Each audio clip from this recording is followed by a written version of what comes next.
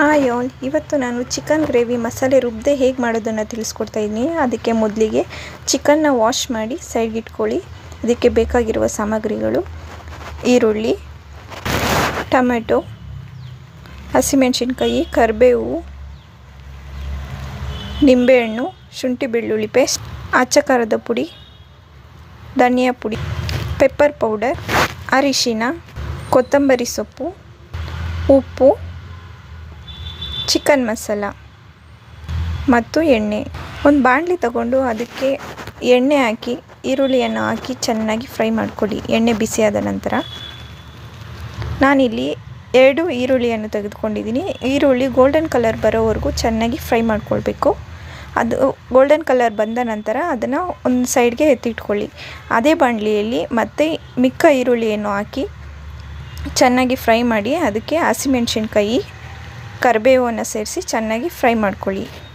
ಇವು ಫ್ರೈ ಆದ ನಂತರ ಅದಕ್ಕೆ ಶುಂಠಿ ಬೆಳ್ಳುಳ್ಳಿ ಪೇಸ್ಟನ್ನು ಸೇರಿಸಿ ಶುಂಠಿ ಬೆಳ್ಳುಳ್ಳಿ ಪೇಸ್ಟ್ ಹಸಿ ವಾಸನೆ ಹೋಗೋವರೆಗೂ ಚೆನ್ನಾಗಿ ಫ್ರೈ ಮಾಡ್ಕೊಳ್ಬೇಕು. ಇದಾದ ನಂತರ ಅದಕ್ಕೆ ಟೊಮೆಟೊವನ್ನು ಸೇರಿಸಿ. ನಾನಿಲ್ಲಿ 2 ಟೊಮೆಟೊವನ್ನು ತಗೊಂಡಿದ್ದೀನಿ.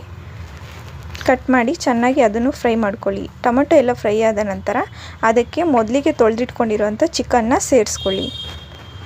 ಇವೆಲ್ಲನೂ ಚೆನ್ನಾಗಿ ಮಿಕ್ಸ್ ಆಗೋ ಥರ ಮಿಕ್ಸ್ ಮಾಡ್ಕೊಳ್ಳಿ. ಒಂದು 5 ನಿಮಿಷ ಮುಚ್ಚಳ ಮುಚ್ಚಿ ಕುಕ್ ಮಾಡಲಿಕ್ಕೆ ಬಿಡಿ. 5 ನಿಮಿಷ ಆದ ನಂತರ ಇದಕ್ಕೆ ಸ್ವಲ್ಪ ಅರಿಶಿನ ಸೇರಿಸ್ಕೊಳ್ಳಿ. ಅರಿಶಿನ ಸೇರಿಸಿ ಚೆನ್ನಾಗಿ ಮಿಕ್ಸ್ ಮಾಡ್ಕೊಳ್ಬೇಕು. ಇದಾದ ನಂತರ ಇದಕ್ಕೆ 2 ಸ್ಪೂನ್ ಧನಿಯಾ ಪೌಡರನ್ನು ಸೇರಿಸ್ಕೊಳ್ಳಿ. ನಂತರ 1 ಸ್ಪೂನ್ ಪೆಪ್ಪರ್ ಪೌಡರ್, ನಂತರ 2 ಸ್ಪೂನ್ ಅಚ್ಚ ಖಾರದ ಪುಡಿ. ಇವೆಲ್ಲನೂ ಸೇರಿಸಿ ಚೆನ್ನಾಗಿ ಮಿಕ್ಸ್ ಮಾಡ್ಕೊಳ್ಳಿ. ನಂತರ ಇದಕ್ಕೆ ಚಿಕನ್ ಮಸಾಲನ ಹಾಕಬೇಕು. ನಾನಿಲ್ಲಿ ಆಚೆ ಚಿಕನ್ ಮಸಾಲನ ಯೂಸ್ ಮಾಡ್ತಾಯಿದ್ದೀನಿ. ನಿಮಗೆ ಯಾವ್ದು ಬೇಕು ಅನಿಸುತ್ತೋ ಅದನ್ನು ಹಾಕ್ಕೊಳ್ಳಿ. ನಾನು ಒಂದು ಪ್ಯಾಕೆಟ್ ಫುಲ್ ಹಾಕ್ತಾಯಿದ್ದೀನಿ. ನಂತರ ಇದಕ್ಕೆ ರುಚಿಗೆ ತಕ್ಕಷ್ಟು ಉಪ್ಪನ್ನು ಸೇರಿಸ್ಕೊಳ್ಳಿ.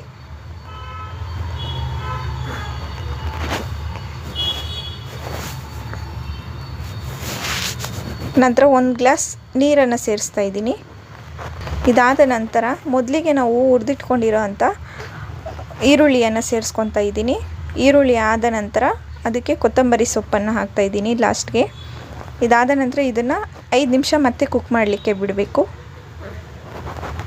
ಚಿಕನ್ ಚೆನ್ನಾಗಿ ಕುಕ್ ಆದ ನಂತರ ಲಾಸ್ಟ್ಗೆ ಅರ್ಧ ನಿಂಬೆಹಣ್ಣನ್ನ ಸೇರಿಸ್ಕೋಬೇಕು. ನಿಂಬೆ ರಸ ಹಾಕೋದ್ರಿಂದ ಚಿಕನ್ ಟೇಸ್ಟಿಯಾಗಿರುತ್ತೆ.